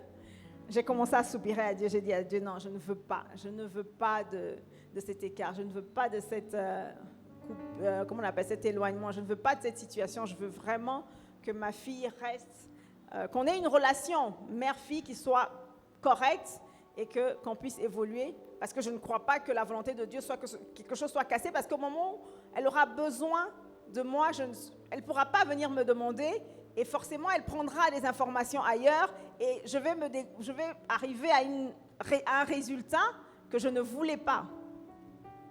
Et donc, j'ai vraiment prié à Dieu, et Dieu m'a montré quelque chose. Et donc, cette période-là, vraiment, le Seigneur m'avait donné des instructions, et elle avait aussi des problèmes, avec l'école, il y avait des matières qu'elle ne comprenait pas, elle commençait vraiment à perdre confiance en elle, parce que vous savez, quand les enfants partent à l'école, les mamans, il faut vraiment surveiller. Hein. Il y a un âge où il faut vraiment être présent, parce que les profs, parfois, n'aident pas à construire les enfants. Amen. Donc, elle avait eu quelques difficultés dans une matière, et je crois que le prof avait dû avoir un langage assez sévère, dur, et du coup, elle s'était dit, je ne suis pas capable de le faire. Voilà, donc c'était vraiment compliqué. Je sentais que les notes commençaient à baisser. Donc c'était tout un mélange de beaucoup de choses et j'ai vraiment soupiré à Dieu, autant pour la communication avec l'enfant que pour ce qu'elle apprenait à l'école, pour qu'elle reste accrochée à ses études. Et Dieu m'avait montré une situation. J'ai prié. Et cette période-là, comme je disais, je partais toutes les nuits. Je me réveillais la nuit, pendant que tout le monde dormait. Quand je priais, je faisais mon temps de prière et je circulais dans les chambres des enfants, particulièrement dans sa chambre à elle, et je priais sur elle. Je priais vraiment sur elle, je priais dans sa chambre, je prenais autorité, je proclamais ce que je voulais voir et je déprogrammais ce que je voyais et que je ne voulais pas qu'il demeure. Donc je priais vraiment, mais j'ai fait ça vraiment toutes les nuits pendant une longue période. C'était pendant l'année scolaire. Et même un jour, elle m'a dit qu'elle avait entendu. Elle m'a dit, mais quand tu viens prier dans ma chambre la nuit, tu ne sais pas que j'entends? Mais je pense qu'elle a dû entendre une ou deux fois. Elle n'a pas entendu toutes les fois. Je crois qu'il y a eu peut-être une fois où elle n'était pas vraiment bien endormie. Mais je crois que ça a semé quelque chose en elle. Je crois que Dieu avait permis qu'elle voie aussi, que je priais pour elle, pour que ça puisse adoucir son cœur, qu'elle se rende compte que, mais maman est dure, mais en fait, en réalité, elle m'aime puisqu'elle prie pour moi, vous savez. C'est comme ça que j'ai compris ça quand elle m'a dit. Donc Dieu m'a montré, quand j'ai fait cette période, Dieu m'a montré la puberté. J'ai compris, parce que comme je vous ai dit, moi, je n'ai pas vraiment vécu de puberté difficile. Et j'ai vu un géant vert, un bonhomme, vraiment un gaillard costaud, mais vraiment balèze. Il était tout vert, un homme, tout vert. Il était dans l'eau, mais il flottait.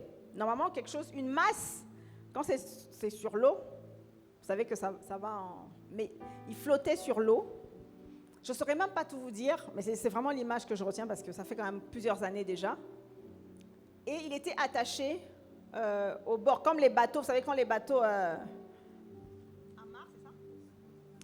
Accostent, on les attache. Donc, il était vraiment, un de ses bras était attaché et lui, il flottait sur l'eau. Et dans le rêve, je dis, mais c'est anormal qu'une masse comme ça puisse flotter sur l'eau. Pourquoi il ne coule pas? Et après, je dis, mais d'ailleurs, les chaînes qui le retiennent ne sont même pas assez solides. Pourquoi est-ce qu'il les arrache pas? Et j'entends une voix qui me donne l'explication, en fait. Et la voix me dit, en fait, ce que tu es en train de voir là, c'est le géant qu'on appelle la puberté et qui se lève sur les enfants d'un certain âge. Pourquoi est-ce qu'effectivement, il a la force de s'arracher, il a la force de se détacher, en fait, il n'est pas obligé de rester immobilisé, mais lorsque vous priez, il ne peut pas agir, en fait. En fait, c'est comme, il existe. C'est-à-dire que, parce que moi, je ne comprenais pas la puberté. Et c'est comme, cette vision venait me dire que c'est quelque chose qui est réel. Il ne faut pas que tu te dises que ça n'existe pas, en fait. C'est quelque chose qui existe vraiment, mais ce n'est pas quelque chose qui est forcément normal. D'accord? Donc, c'est comme une entité qui est libérée, un démon qui est libéré pour un but précis, parce que le diable vient attaquer à des périodes différentes de la vie de nos enfants. Amen. Et à cette période, on va dire l'entité qui est envoyée est très, très fort, très puissant. C'est pour ça que beaucoup de parents sont désemparés, ont des enfants qui décrochent. Et il y a beaucoup de parents qui ne savent pas quoi faire. Mais Dieu m'a expliqué que même là, nous avons la solution dans la prière. Amen. Peu importe qu'il soit fort, qu'il soit capable de se détacher, il n'arrivera pas tant que tes prières, les prières d'une mère, je dirais les prières même d'un père, peuvent l'immobiliser. Et je vous assure qu'à cette période, mon mari a ses propres témoignages, ma fille est en train de passer une phase qui était compliquée. On aurait pu la perdre, entre guillemets, c'est-à-dire qu'elle aurait pu vraiment, parce qu'elle avait des fréquentations, des amis, des personnes avec qui elle était attachée dans l'âme, qui avaient, eux, leur propre manière de voir les choses. Et ne vous y trompez pas, à cet âge-là, les enfants sont très influençables. Et entre eux, ils s'influencent. Donc, on va dire c'est un peu la guerre des caractères. Le plus dominant peut l'emporter. Et ma fille n'était pas vraiment quelqu'un qui s'affirme au milieu d'un groupe. Et donc, la tendance pour elle, c'était vraiment de se laisser emporter par les autres. Et le Seigneur m'a vraiment expliqué que ce que tu fais, tu dois continuer à le faire. Et si tu ne le fais pas, ce gars va avoir la puissance. Vous avez beau être pasteur, ce gars que tu vois là, ce géant qui est libéré, va pouvoir rentrer dans ta maison et faire un carnage. Donc, c'est pour ça que je veux vraiment attirer l'attention d'un parent. Nous devons prier pour nos enfants. Amen. Parce que les démons qui sont libérés dehors sont réels. Alléluia. Ils sont vraiment réels. Et si tu ne le fais pas, tu leur laisses la porte. Et tu n'auras plus que tes yeux pour pleurer. Et souvent, quand on est enfant de Dieu, et surtout quand on est serviteur de Dieu, je parle vraiment à ceux qui servent le Seigneur. Et ça, c'est un fardeau, parce que moi, j'ai vécu dans les maisons de serviteurs de Dieu. Mes parents aussi, à un moment donné de leur vie, ont consacré leur vie au service de Dieu. Mais ils étaient tellement impliqués. Mes parents ou les parents dans les familles dans lesquelles j'ai vécu, en général, c'est des personnes qui vont à l'église du lundi au dimanche, qui donnent leur dîme, qui consacrent leur temps et qui poussent même les enfants de force dans la maison de Dieu, mais qui ne prennent pas le temps, je crois. Enfin, c'est ce que j'ai compris. Parce que quand j'ai vu le résultat derrière, ils n'ont pas pris le temps. Ils ont forcé les enfants à venir. On a dit que Dieu est un Dieu d'alliance. Donc, on doit transmettre à nos enfants l'alliance que nous avons avec Dieu, n'est-ce pas? Mais ce n'est pas en les emmenant de force dans la maison du Seigneur que cette alliance sera transmise. Cette alliance sera transmise parce que tu auras pris le temps de prier avec eux, de communier avec eux, de communiquer avec eux. Amen. Amen.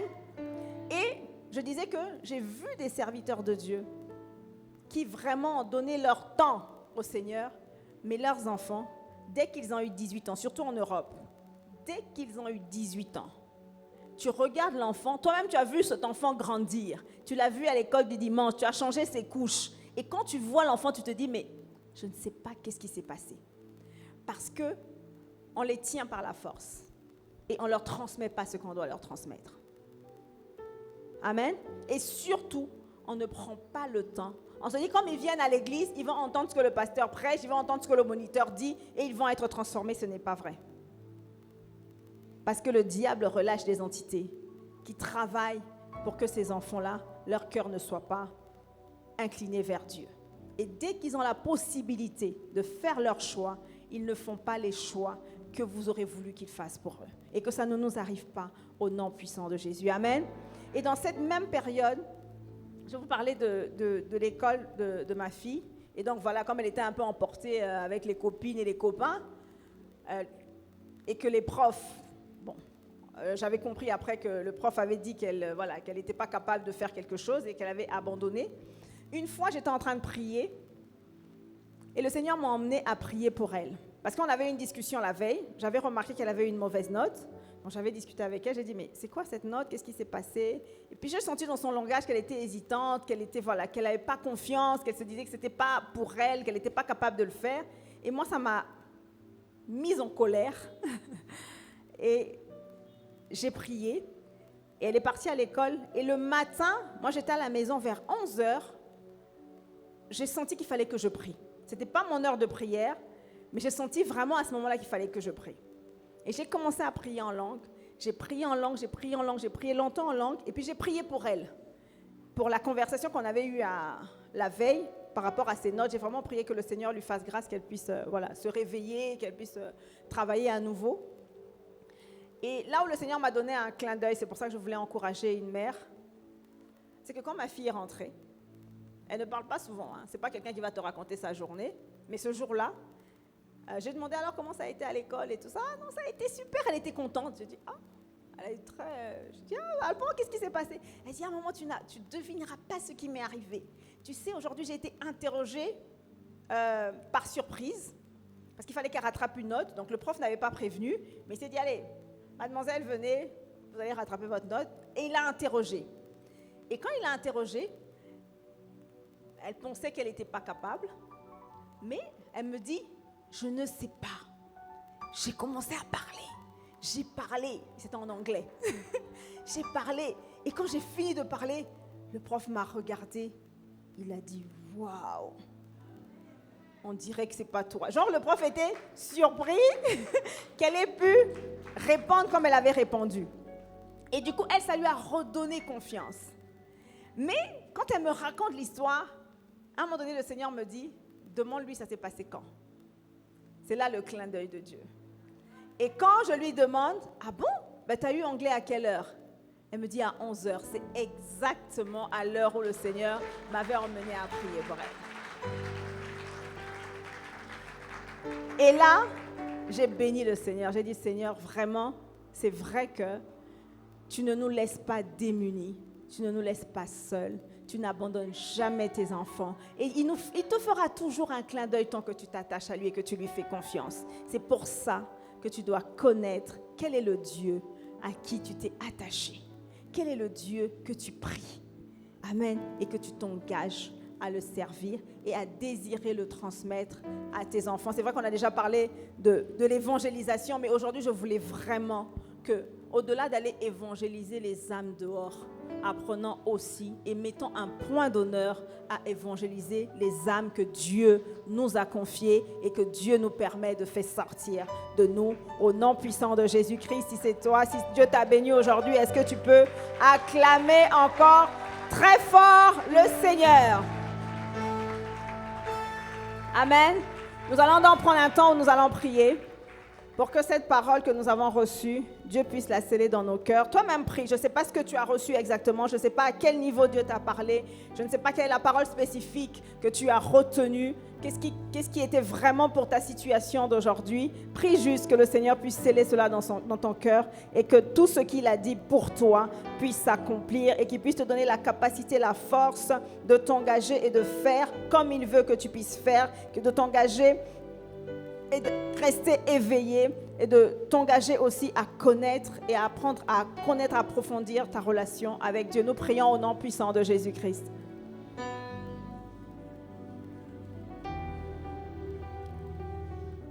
Seigneur, nous voulons vraiment plus de toi. Nous voulons plus de toi dans nos vies, que ce que nous avons entendu, que ce que tu as proclamé, que ce que tu as délivré, que ce que tu as dit, que tu puisses le faire avec nous, Seigneur. Que ton projet puisse s'accomplir parfaitement comme tu as prévu.